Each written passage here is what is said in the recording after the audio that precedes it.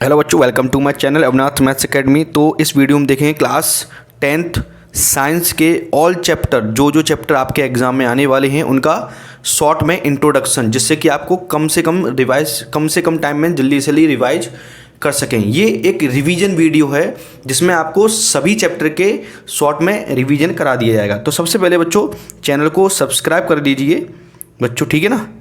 Channel को subscribe कर दीजिए और कृपया करके बच्चों जिनको वीडियो नहीं देखना है वो प्लीज़ वीडियो को ना देखें और उल्टा सीधा कमेंट ना करें, ठीक है। बाकी बच्चों को और मुझे भी डिमोटिवेट ना करें, ठीक है।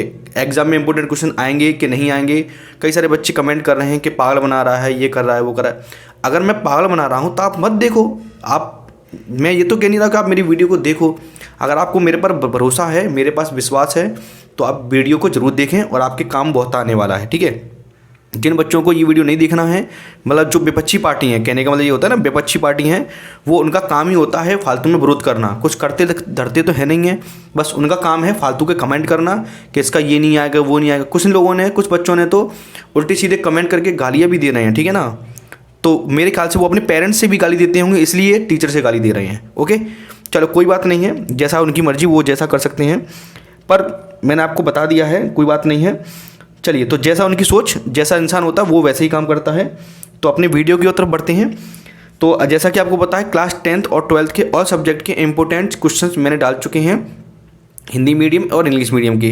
अब कुछ इंपॉर्टेंट्स वीडियोस आएंगी, शॉर्ट में वीडियो आएंगी, कुछ कम समय में ज़्यादा से ज़्यादा इंपॉर्टेंट दे सकूँ वो वीडियो आएंगी, ठीक है। चलिए, तो अब हम एक वीडियो में देखेंगे साइंस का इंपॉर्टेंट टॉपिक्स, ठीक है। तो बढ़ते हैं अपने वीडियो की तरफ। तो सबसे पहला जो चैप्टर है केमिकल रिएक्शंस, ठीक है। तो जिसमें से क्या है, पहली रिएक्शन आती है आपकी कॉम्बिनेशन रिएक्शन। वो क्या होती है, जब दो सबस्टेंस मिलकर एक सिंगल सबस्टेंस बनाते हैं तो उसको क्या कहते हैं, कॉम्बिनेशन रिएक्शन। डीकम्पोजिशन रिएक्शन क्या होती है, जब एक सबस्टेंस या एक कंपाउंड वो दो कंपाउंड में क्या हो जाता है, स्प्लिट हो जाता है, तो उसको हम क्या बोलते हैं, डीकम्पोजिशन रिएक्शन। ये शॉर्ट वीडियो है बच्चों, ओके, इसमें डिटेल नहीं है, पर आपको छोटा छोटा रिवीजन आसानी से हो जाएगा। इसके बाद आती है डिस्प्लेसमेंट रिएक्शन। डिस्प्लेस क्या होती है, जो कोई एलिमेंट दूसरे एलिमेंट को हटाकर उसकी जगह बैठ जाता है। जैसे कि कार्बन पीबी को हटाकर खुद बैठ गया, किसके साथ, ऑक्सीजन से रिएक्शन कर ली, तो क्या बन गया, कार्बन डाइऑक्साइड। इसको कहते हैं डिस्प्लेसमेंट रिएक्शन। न्यूट्रलाइजेशन रिएक्शन वो होती है जिसमें एसिड टाइप की चीज़ जो होती हैं और बेस होती हैं वो क्या बन जाती हैं, न्यूट्रल बना देती हैं। उसको कहते हैं हम न्यूट्रलाइजेशन रिएक्शन, ओके। जिसमें से वाटर बनता है, क्या बनता है, वाटर एंड सॉल्ट बन जाता है। ये हम नेक्स्ट चैप्टर में पढ़ते हैं इस चीज़ को। उसका मैं एग्जांपल आपको बता देता हूँ। रिडॉक्स रिएक्शन, जिसमें रिडक्शन भी होता है और ऑक्सीडेशन भी होता है। तो ऑक्सीडेशन रिएक्शन क्या होती है बच्चों, देख लीजिए आप। ऑक्सीडेशन जिसमें ऑक्सीजन ऐड हो, ऑक्सीडेशन रिएक्शन वो होती है जिसमें ऑक्सीजन किसी एलिमेंट या कंपाउंड से क्या हो जाए, ऐड हो जाए, तो हम उसको क्या कहते हैं, ऑक्सीडेशन रिएक्शन बोलते हैं। रिडक्शन क्या होती है, जिसमें क्या होता है बच्चों, रिडक्शन में हाइड्रोजन ऐड होता है, तो क्या बन जाती है, रिडक्शन रिएक्शंस। अब बात करते हैं चैप्टर नंबर 2, जिसका नाम है एसिड बेस एंड सॉल्ट। तो एसिड की ये प्रॉपर्टीज़ हैं 1 2 3 4, जिसको आप याद कर सकते हैं। जैसा कि आपको पता है टेस्ट में कैसे होते हैं, सोर्स सब्सटेंस होते हैं, ब्लू लिटमस टू रेड कर देते हैं और form salt and release the gas when react with metal. मतलब जो एसिड मेटल से रिएक्ट करती हैं तो सॉल्ट और क्या बन जाता है, गैस बनती है। कौन सी gas, normally hydrogen gas release होती है। अब बात करते हैं बेस की। तो ये बेस कौन से होते हैं, जिसमें OH आयन रिलीज होते हैं एक्वस सॉल्यूशन में। टेस्ट में बेटर होते हैं, ये रेड को ब्लू कर देते हैं लिटमस पेपर को, और जब ये मेटल से रिएक्शन करते हैं तो सॉल्ट क्या बनता है और हाइड्रोजन गैस निकलती है। इसके बाद आते हैं अपने सॉल्ट्स पर। तो 1 2 3 4 5 6 ये आपके सॉल्ट्स हैं, जिसके केमिकल फॉर्मूले आपके सामने दिख रहे होंगे, जैसा कि, ठीक है ना। तो कास्टिक सोडा का केमिकल फॉर्मूला NaOH होता है, ब्लीचिंग पाउडर का ये होता है, सबके आपको दिख रहे हैं ये केमिकल फॉर्मूले हैं। इसके बाद करते हैं चैप्टर नंबर 3, जिसका नाम है metals and non metals. Metals में क्या होता है, फिजिकल प्रॉपर्टी लिखी हुई है, डक्टाइल होते हैं, लेक्सचर होते हैं, conductor of the heat and electricity होते हैं, मेलिएबल होते हैं, सॉलिड एक्सपेक्ट मरकरी। मतलब नॉर्मली जो मेटल्स होते हैं वो कैसे होते हैं, सॉलिड होते हैं, किसको छोड़कर, मरकरी को छोड़कर। ये इसका एक्सेप्शन है। इसके बाद ये इसकी क्या दी गई है, केमिकल प्रॉपर्टीज़। नेक्स्ट बात करें तो नॉन मेटल पे तो इसकी फिजिकल प्रॉपर्टी दिख रही है आपको, नॉन डक्टाइल होती हैं, नॉन लक्सर होती हैं एक्सेप्ट डायमंड। डायमंड क्या होता है, एक नॉन मेटल होता है लेकिन फिर भी ये लक्सर चमकता है, चमकदार होता है, लक्सर उसको बोलते हैं लक्सर। बैड कंडक्टर होते हैं एक्सेप्ट ग्रेफाइट। जो आपकी पेंसिल में लीड होती है ग्रेफाइट की होती है, मतलब जो पेंसिल होती है ना, लकड़ी की पेंसिल होती है, वो जो किसकी होती है, ग्रेफाइट की होती है। पर ग्रेफाइट कैसा होता है बच्चों, होता तो नॉन मेटल है, कार्बन का है एलोट्रोप, पर वो इलेक्ट्रिसिटी को कंडक्ट कराता है। ये इसकी केमिकल प्रॉपर्टी है। नेक्स्ट चैप्टर की बात करें, चैप्टर नंबर 4। चैप्टर नंबर 4 में स्टार्टिंग है एलोट्रोप से। तो एलोट्रोप कार्बन की 3 होती हैं, डायमंड, ग्रेफाइट और C60, जिसको हम फुल्लेरिन भी बोलते हैं। ब्लैकमस्टर फुल्लेरिन पूरा नाम है इसका। इसके बाद हाइड्रोकार्बन। हाइड्रोकार्बन 2 तरीके की होती हैं, सैचुरेटेड और अनसैचुरेटेड। सैचुरेटेड में कौन से आते हैं बच्चों, एल्केन, जैसे कि मीथेन, एन वाली है ना, एन वाली, मेथ, एथ, प्रॉप, ब्यूट, पेंट, और इसमें क्या लग जाता है, एन। तो वो होते हैं आपके एल्केन, जिसका फॉर्मूला है, chemical formula CnH2n2+2, sorry CnH2n+2। मतलब अगर आपने कहा C3 का निकालना है तो 3 2 6 और 2 8, तो ये क्या बनेगा बच्चों, आपका प्रोपेन। इसी प्रकार अनसैचुरेटेड में 2 होते हैं, एल्कीन और एल्काइन, जिसके केमिकल फॉर्मूले आपको दिख रहे हैं। इसके बाद बात करते हैं फंक्शनल ग्रुप पे। तो फंक्शनल ग्रुप कौन सा होता है, पहला होता है एल्कोहल, जिसका लगाते हैं हम लास्ट में ऑल। जब IUPAC नेम नॉमेनक्लेचर करते हैं ना तो ऑल लगाते हैं। एल्डिहाइड का होता है single bond C, double bond O, single bond H, ये होता है, ठीक है, जिसको हम बोलते हैं एल्डिहाइड, जिसका होता है सफिक्स अल, एल्डिहाइड का अल। इसके बाद आता है नेक्स्ट कीटोन। देखो जैसे कि दिख रहा है कीटोन का होता है ऑन, क्या होता है, ऑन, प्रोपेनॉन, ब्यूटेनॉन, इस प्रकार से। इसके बाद आता है कार्बोक्सिलिक एसिड। इसका ये आपको दिख रहा है कार्बोक्सिलिक एसिड। इसका होता है बच्चों, मैं आपको बता देता हूँ, ओइक एसिड। क्या होता है बच्चों, ओइक एसिड, ठीक है, सफिक्स इसका। इसके बाद हेलोजन आते हैं, जिसका इसका लगाते हैं क्लोरो, इसका ब्रोमो, इसको आयोडो, ओके। इसके बाद चैप्टर नंबर 5 आपका रिमूव हो चुका है, इसलिए आपको ये नहीं करना है, पर फिर भी आपको जानकारी होनी चाहिए। अब आते हैं हम अपनी बायोलॉजी वाले पोर्शन, जिसका नाम है लाइफ प्रोसेस। तो लाइफ प्रोसेस में पहला टॉपिक है आपका न्यूट्रिशन का, जिसमें 2 तरह के होते हैं, ऑटोट्रॉफ्स एंड हेटरोट्रॉफ्स। ऑटोट्रॉफ्स में कौन आते हैं बच्चों, प्लांट्स आते हैं, एग्जाम्पल लिखिए हैं। हेटरोट्रॉफ में 3 तरीके के आते हैं, होलोजोइक, सेप्रोट्रॉफिक और पैरासिटिक। होलोजोइक का एग्जाम्पल है अमीबा एंड काओ, सेप्रोट्रॉफिक का एग्जाम्पल है फंगाई या फंजाई, और पैरासिटिक का है टिक्स एंड लीच। इसके बाद आता है रेस्पिरेशन टॉपिक, जिसमें एरोबिक होता है और एनारोबिक होता है। एरोबिक किसमें होता है, जिससे अपन है in presence of oxygen. Anaerobic किसमें होता है, एब्सेंस ऑफ ऑक्सीजन, ठीक है। वैसे तो काफ़ी डिटेल जानकारी होती है इसकी, पर मैं आपको शॉर्ट में समझा रहा हूँ आपको, ठीक है। इसके बाद हम बात करते हैं अब ट्रांसपोर्टेशन पे, जो अपना थर्ड टॉपिक होता है न्यूट्रिशन, उसका लाइफ प्रोसेस का। तो ट्रांसपोर्टेशन प्लांट में कैसे होता है, एनिमल में कैसे होता है, वो दिखाया है। तो प्लांट में जो ट्रांसपोर्टेशन होता है किसी भी चीज़ का, ग्लूकोज का, ऑक्सीजन का, या किसी का भी ट्रांसपोर्टेशन में होता है एक जगह से दूसरी जगह। तो क्या करते हैं वो, या फिर किसके थ्रू करते हैं, तो जाइलम एंड फ्लोएम। तो जाइलम में किसका होता है, RBC प्लाज्मा का होता है ट्रांसपोर्टेशन, किसका होता है, RBC का। और फ्लोएम में फूड का होता है, ठीक है ना, फूड पार्टिकल्स का। इसके बाद हम बात करते हैं अपने एनिमल्स पे आ जाएं। तो एनिमल्स में ट्रांसपोर्टेशन होता है ब्लड का, हार्ट का और लिम्स का। तो ब्लड में क्या क्या होते हैं, ब्लड के 4 पार्ट होते हैं, प्लाज्मा होता है, RBC होती है, WBC और प्लेटलेट्स। हार्ट में 2 नसें होती हैं, वेन्स होती है, 2 नस होती हैं, एक को बोलते हैं आर्टरी और एक को बोलते हैं हम वेन्स, ठीक है, जिससे ब्लड का आना जाना होता है। इसके बाद हम बात करते हैं लिम्स की, जिसमें लिक्विड कनेक्टिव टिश्यू, मतलब लिम्स किस फॉर्म में होता है, लिक्विड फॉर्म में होता है, जो टिश्यू को क्या करता है, आपस में कनेक्ट करता है। इसके हम बात करते हैं, अपना लास्ट टॉपिक है एक्सक्रीशन, यानी बाहर निकालना। तो प्लांट में एक्सक्रीशन किसके थ्रू होता है, डिफ्यूजन और ट्रांसपिरेशन के थ्रू होता है। और एनिमल में किसके थ्रू होता है, किडनी के थ्रू। जैसे अपनी किडनी होती है ना, उसका काम ये है कि अपने बॉडी में जो भी है ना कचरा भरा हुआ है, वो उसको फिल्टर करके यूरिन के थ्रू बाहर निकालना, ठीक है। जिसमें आपको दिख रहा है आपको क्या क्या करता है, फिल्ट्रेशन करता है, सिलेक्टिव रीऑब्जर्वेशन करता है, इसके और टेबुलर सिक्रीशन करता है, ठीक है ना, जो अपने यूरिन के थ्रू बाहर निकल जाता है। इसके बाद बात करते हैं चैप्टर नंबर 7 जिसका नाम है कंट्रोल एंड कोऑर्डिनेशन, यानी कि माइंड से रिलेटेड चैप्टर है ये वाला। इसमें बहुत सारे पोर्शन जैसा कि आपको दिख रहा है। सबसे पहला टॉपिक है इसमें हार्मोन्स। प्लांट हार्मोन्स होती हैं और भी तरह के हार्मोन्स होते हैं। तो हार्मोन्स सबसे पहले आपका प्लांट है और दूसरा हार्मोन्स है जैसा कि आपको नीचे दिख रहा है ये वाला। तो ये प्लांट हार्मोन्स के पार्ट्स हैं, ठीक है। और एनिमल्स के ये रहे। एनिमल्स में क्या क्या होता है, हार्मोन्स होता है और सीएनएस, ठीक है ना, सेंट्रल नर्वस सिस्टम जिसका फुल फॉर्म है। चलो मैं एक एक करके बता देता हूँ आपको। तो प्लांट में आपके ये हार्मोन्स होते हैं, एब्सिक्सिक एसिड जिसको एबीसी बोलते हैं, ऑक्सिन, जबरलिन, साइटोकिनिन और इथिलीन। तो इनके काम क्या क्या होते हैं। एब्सिक एसिड का होता है विल्टिंग ऑफ लीव्स, ऑक्सिन का काम होता है ग्रोथ करना, जबरलिन का काम है elongation of stem and stimulus flowering, मतलब स्टेम का क्या करना, बढ़ाना, और फ्लावर का बढ़ना, ठीक है, ग्रोथ। इसका भी मेन काम ग्रोथ ही होता है। साइटोकिनिन का होता है सेल डिवीजन और इथिलीन का होता है promotes fruits ripening and shedding of leaves.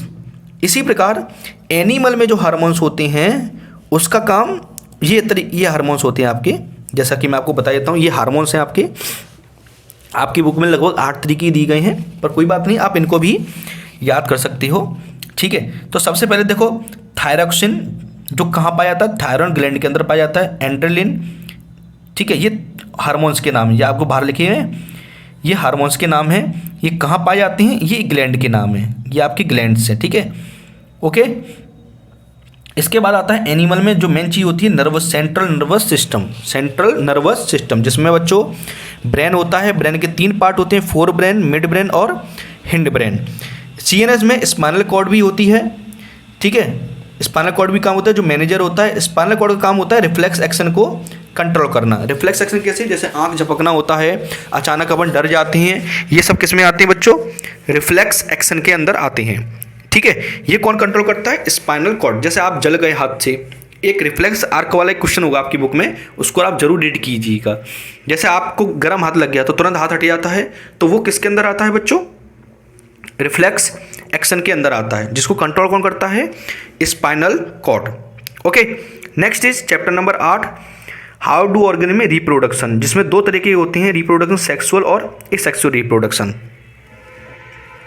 सबसे पहले हम बात करते हैं सेक्सुअल की, या एक सेक्सुअल की बात कर लेते हैं। एक सेक्सुअल में सबसे पहले होता है फिजन। इसका पहला टाइप है फिजन। फिजन 2 तरीके से होता है, बाइनरी और मल्टीपल। बाइनरी के एग्जाम्पल कौन है, अमीबा। अमीबा मतलब क्या करता है, बाइनरी, बाइनरी मतलब 2। अमीबा 2 पार्ट में डिवाइड होता है एक एक करके। एक अमीबा, 2 डॉटर अमीबा जिसको कहते हैं डॉटर सेल्स या डॉटर अमीबा में प्रोड्यूस करता है। और मल्टीपल में फिजन कौन करता है, प्लाज्मोडियम, ठीक है। इसके और सारे एग्जाम्पल भी पॉसिबल हैं। इसके बाद आता है फ्रेगमेंटेशन, जो कौन करता है, स्पाइग्रो करता है। रीजनरेशन का एग्जाम्पल कौन कौन है, हाइड्रा और प्लेनेरिया। बडिंग कौन करता है, ईस्ट और हाइड्रा।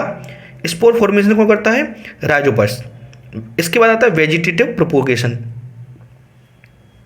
वेजिटेटिव प्रोपोगेशन करते हैं। अब इसके बाद आते हैं अपन करते हैं नेचुरल। नेचुरली कैसे होता है, ठीक है, वेजिटेटिव प्रोपोगेशन एक तो वो हो गया। नेचुरली कैसे होता है मैं आपको बता देता हूँ एक बार, by leaf, root and stem, ठीक है। अगर आप पत्तियों या रूट्स एंड स्टेम के द्वारा वेजिटेटिव प्रोपोगेशन कर सकती हो। वेजिटेटिव प्रोपोगेशन मतलब ये होता है आप किसी पौधे या किसी प्लांट का कोई हिस्सा का यूज करके आप दूसरा प्लांट ग्रो कर सकते हो, उसको बोलते हैं वेजिटेटिव प्रोपोगेशन, जो 3 तरीके से होता है, लीफ के द्वारा, रूट के द्वारा, स्टेम के द्वारा। ये नेचुरली होता है, ओके। एक आता है वेजिटेटिव प्रोपोगेशन में आर्टिफिशियल वाला। तो आर्टिफिशियल 3 तरीके के होते हैं, ग्राफ्टिंग, कटिंग और लेयरिंग। तो ग्राफ्टिंग में मैंगो ऑरेंज होता है, कटिंग में रोज और शुगर कैन होता है। कटिंग मतलब जैसे आप शुगर की जो नीचे डंडी होती है, स्टेम होती है, काट कर लगा देते हैं। लेयरिंग में कौन होते हैं, एप्पल और पियर, ओके बच्चों। इसके बाद आता है लास्ट टिश्यू कल्चर ऑर्चिड, ये आपका लास्ट टॉपिक है। अब हम बात करते हैं sexual reproduction. Sexual reproduction plant में भी होता है और एनिमल में भी होता है, ठीक है। सबसे पहले बात करते हैं एनिमल में। एनिमल में 2 तरीके से होता है, सेल्फ पॉलिनेशन होता है और एक क्रॉस पॉलिनेशन होता है। जो आपका जो पौधा होता है ना, ये वाला जिसको गड़े का फूल कहते हैं ऐसे, ठीक है। इसमें एक ऐसे जाते हैं ये, तो इसके थ्रू होता है, ये यहाँ से झड़ते जाते हैं और ये यहाँ से जाता है, ये यहाँ पर ओवरी होती है, तो ये मेल पार्ट होता है इसका और ये होता है इसका फीमेल पार्ट होता है। तो ये क्या बन जाता है, सेक्सुअल रिप्रोडक्शन, ठीक है। ये सेल्फ के द्वारा होता है। अगर इसका मैं थोड़ा समझा देता हूँ बच्चों, अगर आपका ये जो बना हुआ है यहाँ पर ये ऐसे जाते हैं इसके, अगर ये यहाँ पर गिरता है तो ये होता है सेल्फ पॉलिनेशन। लेकिन दूसरा पौधा बना हुआ है मान लो और इसका यहाँ गिर जाता है तो ये होता है क्रॉस पॉलिनेशन। ओके, ये शॉर्ट में जानकारी बता देता हूँ मैं आपको। अब आता है एक मेल में होता है और एक फीमेल में होता है। एक मेल रिप्रोडक्टिव सिस्टम के द्वारा होता है, एक फीमेल रिप्रोडक्टिव सिस्टम होता है, ठीक है, जिसकी जानकारी आपकी बुक में दी गई है, उसमें आप पढ़ सकते हैं। Next chapter number 9, heredity and evolution. तो हेरिडिटी एवोल्यूशन में आपको पता है एवोल्यूशन टॉपिक जो है वो हट गया है पूरा का पूरा, बिल्कुल भी आपको नहीं करना है थोड़ा सा भी। और हेरिडिटी में आपको पता है मेंडल्स लॉ ऑफ हेरिटेंस, ये इंपॉर्टेंट है, जिसमें law of Domino's, law of segregation, law of independent and assortment है, ठीक है। इसके बाद चैप्टर नंबर 10 जिसमें फिजिक्स स्टार्ट हो जाती है। चैप्टर नंबर 10 में सबसे पहले आता है रिफ्लेक्शन। तो रिफ्लेक्शन के दो नियम हैं, angle of incidence is equal to angle of reflection, ठीक है। नंबर 2 लॉ है इसका, देखो मैं आपको दिखा देता हूँ। ये जो होता है ये एंगल ऑफ इंसिडेंट होता है, ये नॉर्मल होती है, सॉरी ये एंगल हो गया, एक ये एंगल हो गया, ये एंगल होता है एंगल ऑफ इंसिडेंट, ये इंसिडेंट रे होती है, ये रिफ्लेक्टेड रे होती है, ये रिफ्लेक्शन एंगल होता है, एंगल ऑफ रिफ्लेक्शन होता है, ये आपका मिरर है, ठीक है। तो ये कहता है नियम कि incident ray, reflected ray and normal, ठीक है, ये होता है नॉर्मल, ये रिफ्लेक्टेड रे, ये इंसिडेंट रे और ये होता है नॉर्मल। तो ये तीनों एक ही प्लेन पे क्या करती हैं, लाई करती हैं। ये किस पे लाई करती हैं, एक ही प्लेन पर लाई करती हैं, ये इसका सेकंड लॉ है। यही मिरर का क्या होता है फॉर्मूला, ये मिरर फॉर्मूला है और ये लेंस फॉर्मूला है। इसके बाद आता है रिफ्रैक्शन। रिफ्रैक्शन में क्या होता है बच्चों, एक कोई लाइट एक मीडियम से, ये मीडियम फर्स्ट हो गया, मैं आपको दोबारा बना के दिखाता हूँ। ये आपका लेयर हो गई, मान लो यहाँ पर वाटर है, ठीक है, यहाँ पर वाटर है, ये लाइट आ रही है, ये आपका नॉर्मल है। तो लाइट क्या हो जाती है, मुड़ जाती है, ऐसे जाना चाहिए सीधे, लाइट को ऐसे जाना चाहिए, तब वो कैसे मुड़ जाती है, यहाँ मुड़ जाएगी या फिर वो यहाँ मुड़ जाएगी। वो डिपेंड करता है डेंसर मीडियम से रेयर में जा रही है कि रेयर से डेंसर में जा रही है। ओके बच्चों, तो इसके दो नियम है, sine i upon sine r equal to constant होता है, जिसको हम बोलते हैं म्यू या ईटा से रिप्रेजेंट करते हैं, जिसको हम बाद में बोलेंगे रिफ्रैक्टिव इंडेक्स। क्या बोलते हैं बच्चों, रिफ्रैक्टिव इंडेक्स, ये दिख रहा है आपको। इसके बाद सेकेंड लॉ इसका ये दिख रहा है आपको, वही है, ठीक है। चलो, तो रिफ्रैक्टिव इंडेक्स का फॉर्मूला होता है C अपॉन V, ठीक है, स्पीड ऑफ लाइट, ठीक है, इन वैक्यूम, और नीचे आते हैं speed of light in medium. Power of lens का फॉर्मूला होता है P इक्वल टू 1/f, ठीक है, और F इक्वल टू होता है R अपॉन 2। थोड़ी जानकारी और देना चाहूँगा मैं आपको, जैसे स्पेरिकल मिरर होता है, जैसे हम बनाएं स्पेरिकल मिरर होता है, ये जो मिरर होता है मैं आपको एक बार सेटिंग से बना के दिखा देता हूँ। ये आपकी रे हो गई, ये आपका स्पेरिकल क्या हो गया, मिरर हो गया, ठीक है। तो ये स्पेरिकल जो मिरर आपको जो दिख रहा है, इसका जो सेंटर होगा वही इस लेंस का इस मिरर का सेंटर होगा। इसको हम बोलते हैं सेंटर ऑफ कर्वेचर, और इसकी जो डिस्टेंस होती है वो होती है r, और इसका जो बीच में जो एंगल होता है उसको हम बोलते हैं फोकस। क्या बोलते हैं बच्चों, फोकस। तो F इज इक्वल टू जो होता है वो होता है 1/r। कैपिटल F होता है फोकस और स्मॉल होता है फोकल लेंथ, फोकस की डिस्टेंस। वो सभी कहाँ से नापी जाती है, यहाँ से। ओके बच्चों, तो ये आपके फॉर्मूला है। इसके बाद करते हैं chapter number 11, human I and colourful world. तो ये आपका ह्यूमन आई का डायग्राम है, जैसा कि आपको दिख रहा है, ठीक है। तो ये होता है आपका लेंस, ठीक है, ये आपकी जो दिख रहे हैं सिलरी लेंस होते हैं, जिसको अपन कॉन्केव लेंस या आई लेंस भी बोलते हैं। इसके बीच में एक लिक्विड होता है यहाँ पर, और एक लिक्विड यहाँ होता है, जिसको हम बोलते हैं विट्रस ह्यूमर। ये ऑप्टिकल नर्व होती है, ये पीछे रेटिना लगा होता है, ठीक है। तो ये सब पूरा डायग्राम आपको जैसा कि दिख रहा है, आप इसको अच्छे से कवर करेंगे। इसके बाद बात करते हैं डिफेक्ट कौन कौन से होते हैं बच्चों। अपने आँखों में मायोपिया होता है, और हाइट बाय प्रिज्म हाइपरमेट्रोपिया होता है, मतलब हाइट बाय प्रिज्म होता है, और हाइपरमेट्रोपिया होता है प्रेसबोपिया होता है, कैटरेक्ट होता है और कलर ब्लाइंडनेस होता है। तो बच्चों इनके बारे में आपको जानकारी अच्छे से होगी, बस मैं कैटरेक्ट के बारे में बता देता हूँ थोड़ा सा कि कैटरेक्ट क्या होता है।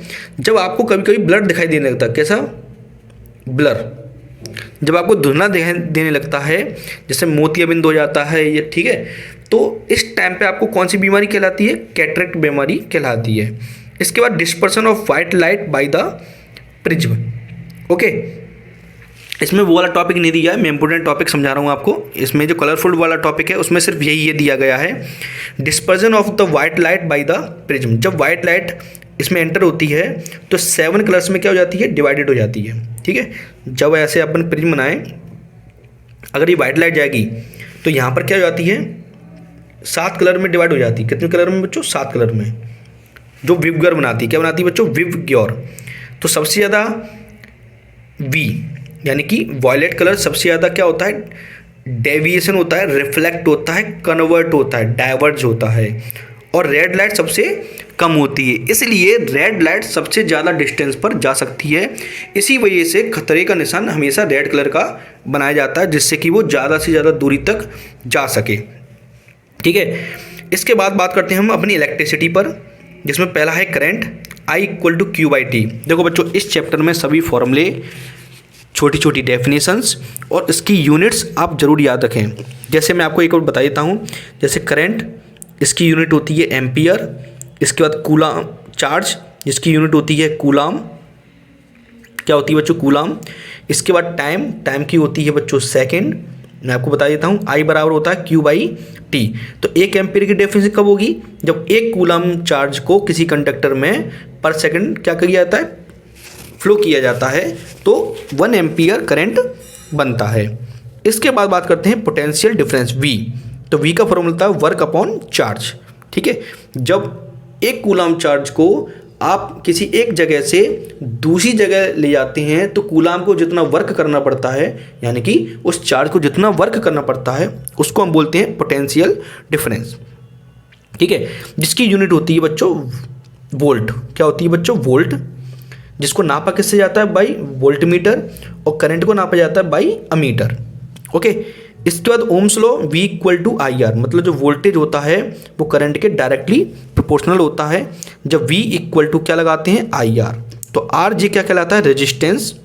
आर को बोलते हैं रेजिस्टेंस, जिसका क्या होता है ये ओम, जिसका यूनिट क्या होती है बच्चों, ओम होती है।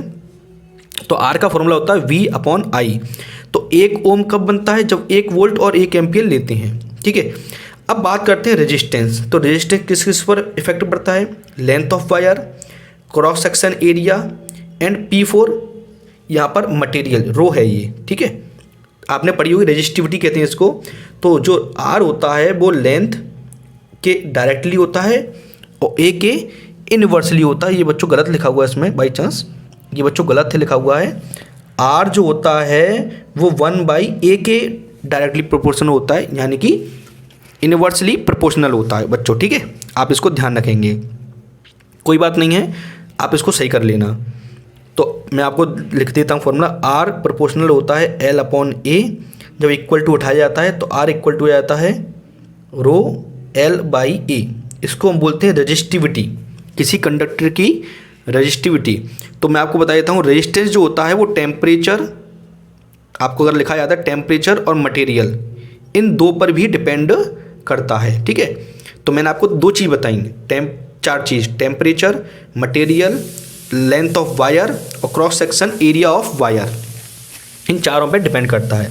इसके बाद आता है कॉम्बिनेशन ऑफ रेजिस्टेंस। सीरीज में सभी को ऐड कर देते हैं डायरेक्टली, और पैरेलल में 1/R plus 1/R2 plus 1/R ऐसे आता है। इसके बाद पावर आता है W/T, ठीक है। एक VI फॉर्मूला होता है, एक V2/R, ये गलत लिखा हुआ बच्चों थोड़ा सा, इसको कर लेना आप V²/R। अगर आपको लिखना है तो लिख सकते हैं V²/R, ये होता है इसका, ठीक है। चलिए तो कोई बात नहीं है, इसको आप कर लेना आपको, ठीक है, मैंने बता दिया है आपको। इसके बाद आता है मैग्नेटिक इफेक्ट ऑफ करंट। तो इसमें सबसे पहले मैग्नेटिक फील्ड। अच्छा एक बात और ध्यान रखना बच्चों, ये इसका डायग्राम मोस्टली पूछा जाता है, इसलिए इस साल आने के बहुत चांसेस हैं। बार मैग्नेटिक में आपको मैग्नेटिक लाइन ऑफ को क्या करना है, फ्लो करके बताना है, मतलब एक डायग्राम ड्रॉ करना है आपको। इसके बाद आता है फ्लेमिंग लेफ्ट हैंड रूल। तो फ्लेमिंग का लेफ्ट हैंड रूल ये कहता है अगर आप अपने इंडेक्स फिंगर, मिडिल फिंगर और थंब तीनों को आप परपेंडिकुलर करें तो जो मिडिल फिंगर होती है इंडेक्स फिंगर वो बताती है मैग्नेटिक फील्ड को, और जो बीच की फिंगर होती है करंट को बताती है, और ये फोर्स ऑफ लाइन बताती है। ठीक है, तो ये आप जानकारी ले सकते हैं राइट हैंड रूल के हिसाब से भी। ये थंब जो बता रहा है वो कंडक्टर का मूवमेंट बता रहा है, जो इंडेक्स फिंगर है वो बता रही है मैग्नेटिक फील्ड, और जो मिडिल फिंगर है वो बता रही है करंट। इलेक्ट्रिक जनरेटर दो तरीके के होते हैं, AC generator and DC generator होते हैं। फ्यूज क्या होता है? Safety device made of tin and lead alloy. Alloy क्या होते हैं? जो दो मेटल या दो नॉन मेटल या एक मेटल और नॉन मेटल से मिलकर बनाई जाती है, उसको बोलते हैं हम अलॉय। इसके बाद chapter number 4 J source of energy आपका हट चुका है, इसलिए आपको ये नहीं करना है। चैप्टर नंबर 15 इस साल रखा गया है, इसलिए आपको इसको भी पढ़ना है। 15 में क्या नाम है? अवर एनवायरनमेंट। तो सबसे पहला आता है इकोसिस्टम, जो नेचुरली होता है और आर्टिफिशियल होता है।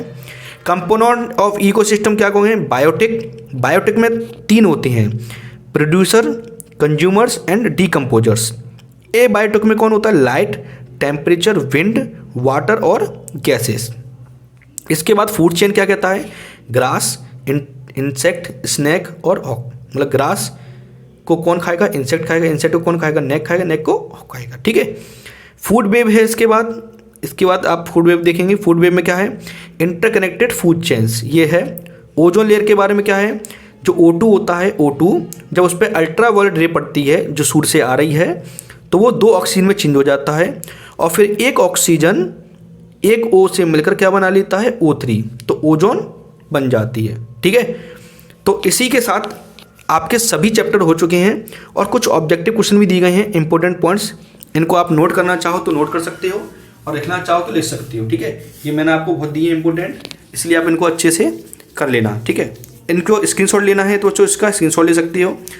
क्या होता है, ऊपर जो जानकारी दी गई है वो अधूरी हो सकती है या कुछ कमी रह गई हो तो उसको आप जरूर चेक कीजिए, कमेंट बॉक्स में कमेंट कीजिए, तो इसको आप जरूर देखिए। तो ये इंपॉर्टेंट पॉइंट्स है, आप इनका स्क्रीनशॉट ले लीजिए एक एक करके। चैप्टर वाइज दी गई हैं सब, टेंशन लीजिए। हाँ, इसमें जो चैप्टर नंबर हट चुके हैं उनको आप जरूर मत कीजिएगा, जैसे कि ये वाला आपको नहीं करना है, ये टॉपिक है ना, तो ये आप लीजिए। इसके बाद ये आप इसके स्क्रीनशॉट ले सकते हैं, जिसको कि आपको पढ़ने में आसानी होगी। कुछ ऑब्जेक्टिव क्वेश्चन आपके एक भी नहीं छूटेंगे इनको करने पर। ठीक है, इसके बाद ये दी गए हैं ओम्स लॉ डिटेल में दिया गया है, इनको आप अच्छे से पढ़ सकते हैं। जैसे कि ऐसा यूनिट ऑफ करंट एम्पियर होती है, नियर पॉइंट क्या होता है? 25 सेंटीमीटर। फारेस्ट पॉइंट क्या होता है? इन्फिनिटी होता है, इन्फाइनाइटली होता है। तो इसमें क्या है, ये ऑब्जेक्टिव क्वेश्चन मोस्टली पूछे जाते हैं। ठीक है, इसके बाद ये दिए गए हैं, इलेक्ट्रिक पावर की डेफिनेशन दी गई है, ये कुछ इंपॉर्टेंट फॉर्मूले दी गए हैं। 1 किलोवाट की जो जूल में एनर्जी कन्वर्ट करने के लिए आता है वो काफ़ी पूछा जाता है। ठीक है, ये आपको दिए गए हैं, तो आप इनको अच्छे से ज़रूर पढ़िए, जिससे कि आपको एग्ज़ाम में कुछ भी ना छूटे। अब ये कुछ ऑब्जेक्टिव क्वेश्चन दिए गए हैं, नीचे इसके आंसर दिए जाएंगे, इनको आप चाहो तो टिक करते जाओ। जैसे फर्स्ट का आंसर मान लो बी है तो आप लिख लो 1 का बी, सेकंड का सी, ऐसे लिख के रखो। जब नीचे लास्ट जब अगला वीडियो आएगा, अगला वीडियो मतलब इसी वीडियो के जब लास्ट होगा तो आप उसको मिला लेना अच्छे से। ओके, तो देखते जाइए और लगाते जाइए। तो 11 तक हैं, 12 से फिर ये 16 15 तक हो गए, 16 17, इसके बाद 18 19 20 21 22 23 24 25 26, ये आपके एग्ज़ाम में आए हुए हैं वो हैं ये। ठीक है, ये एग्ज़ाम में आ चुके हैं वो वाले हैं। ओके, तो इनको अच्छे से कर लेना, आप इस साल आ सकते हैं। तो 29 30, और ये नीचे इसके क्या दिए हैं सबके आंसर्स, आप इनको ज़रूर मैच कराइए। इसके बाद फिल इन द ब्लैंक्स हैं, इनको आप भर के रखिए। जैसे पहले में क्या आएगा उसको आप फिल कीजिए, दूसरे में क्या आएगा वो फिल कीजिए, फिर बाद में मैच कराना। तो ये 12 तक हैं, 12 के बाद सीधे मैं आपको क्या हो गया थोड़ा सा क्या है, 12 तक हो गए, 12 के बाद सीधे 13 14 22 तक, 22 के बाद ये दी गए हैं कुछ, इनका आप स्क्रीनशॉट भी ले सकते हैं चाहो तो, ये भी कर सकते हैं। और नीचे ये इनके आंसर्स दिए गए हैं, इनको आप एक बार ज़रूर मैच करा लीजिए। इसके बाद मैच द फॉलोइंग है, इसके जो आंसर दिए गए हैं वो आप देख सकते हैं। ठीक है। तो ये काफ़ी इंपॉर्टेंट ऑब्जेक्टिव क्वेश्चन है, इनको आप ज़रूर कीजिए। ओके बच्चों, इनको अगर आप कर लिया तो काफ़ी आसानी हो जाएगी। और ये कुछ मैचिंग है, इनके आंसर्स ये वन वर्ड हैं, इनके आंसर भी आपको नीचे मिलेंगे। इनको आप अच्छे से कर लेना, जिससे कि आपको मेरे ख्याल से ओटी इनमें से भी नहीं छूटेगी। वैसे मैं ओटी डाल चुका हूँ, इनको आप ज़रूर और कवर कर लेना एक बार, ठीक है। ये इसके आंसर्स हैं, ठीक है बच्चों। तो अगर बच्चों वीडियो पसंद आई है तो लाइक कमेंट और ज़रूर शेयर कीजिए अपने फ्रेंड्स को, और चैनल को सब्सक्राइब जरूर कर लेना बच्चों, ठीक है। तो मिलेंगे नेक्स्ट वीडियो ऐसे ही इंटरेस्टिंग वीडियो के साथ।